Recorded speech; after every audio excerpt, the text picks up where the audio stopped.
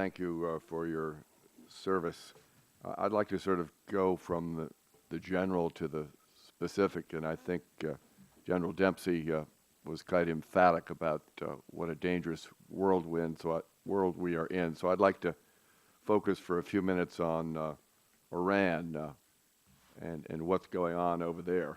It has been obviously a focus of our attention for years, and a lot of resources have been brought to bear on Iran.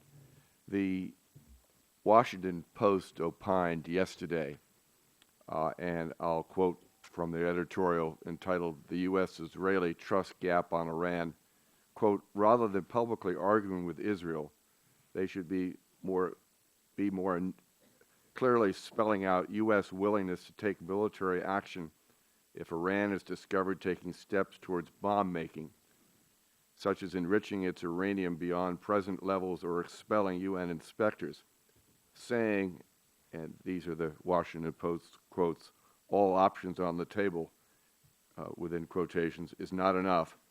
The Obama administration should be explicit about Iranian actions that will violate its red lines and what the consequences will be.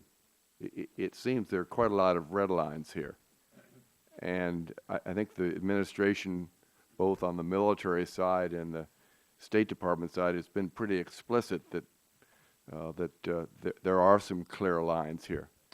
We are talking about the defense budget, and I think an inordinate amount of focus has been on Iran's potential to do harm. Would you comment on that editorial and where you think we're going here?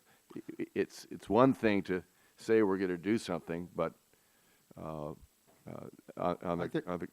think the administration has been very clear on this issue, and the President has stated it. I've stated it. Secretary of State has made this clear as well. We have some common cause here with Israel and with the international community, and all of us share the same concerns. Number one, that we will not allow Iran to develop a nuclear weapon. This isn't about just containment. We will not allow Iran to develop a nuclear weapon. Two, that we will not allow Iran to close the Straits of Hormuz.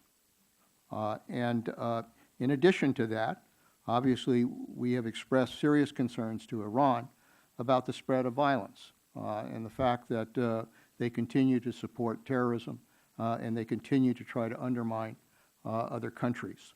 All of that has been made very clear.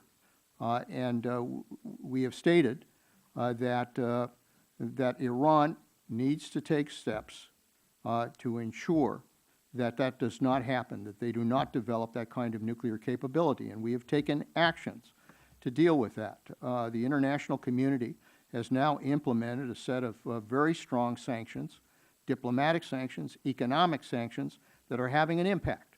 They're having a very strong impact in terms of Iran. And the result of that is that Iran is increasingly isolated in the world because the international community has sent a very clear message. We will not tolerate this. You've got to change your ways. You've got to come into the international community. You've got to abide by international laws and rules and regulations. We are open, obviously, to negotiations with them to try to find a diplomatic solution to these issues.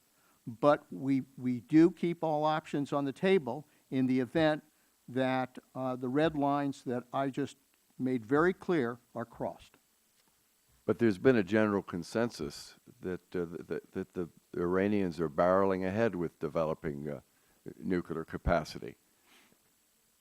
I mean, I think there's a general consensus that they're doing that. They're doing that, and they're developing. I mean, the intelligence has been very clear on this. They continue to develop their enrichment capabilities, but the intelligence does not show that they've made the decision to proceed with developing a nuclear weapon.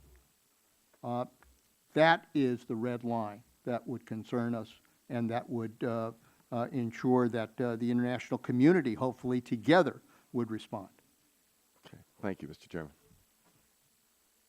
Mr. Kingston.